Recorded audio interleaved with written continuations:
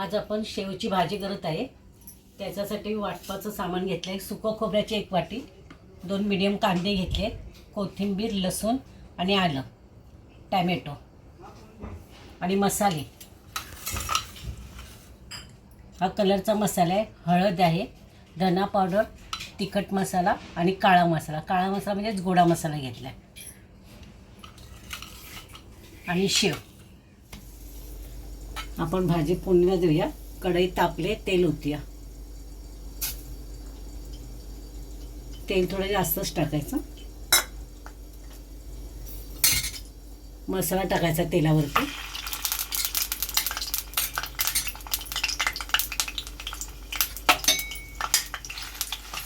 चांगलं परतून घ्यायचं।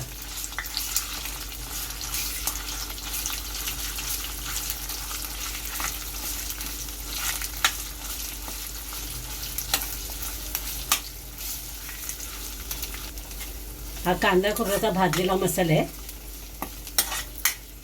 चांगला तेलावर परतायचा।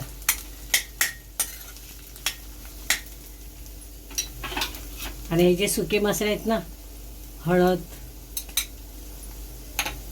हा कलरचा मसाला, हे धना पावडर आहे, तिखट आहे आणि हा गोडा मसाला आहे म्हणजेच तो काळा मसाला, तो पण टाकायचा। हे मसाले सगळे बारीक गॅस करून परतून घ्यायचे।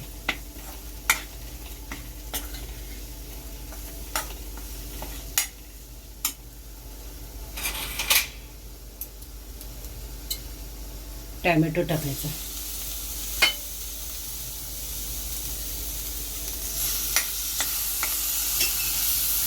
आणि थोडंसं गरम पाणी ओतायचं, मसाले करपून येत नाही, जरासं आधी।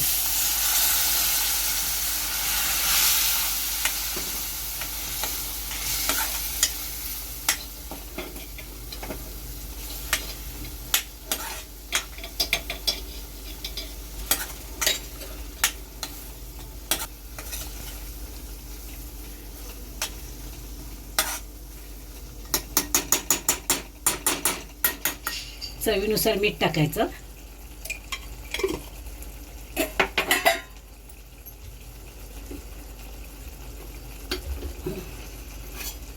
थोडासा गूळ टाकायचा। गूळ टाकायचा तर टाकू शकता, नाही टाकलं तरी पण चालेल।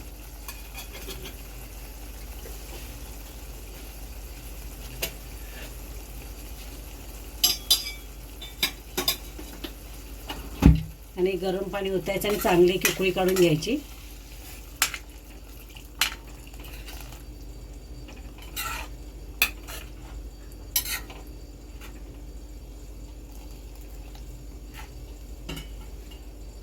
त्याच्यामध्ये आपण शेव टाकूया। मी याच्यातली अर्धी मसाला आहे तो काढून ठेवला आहे।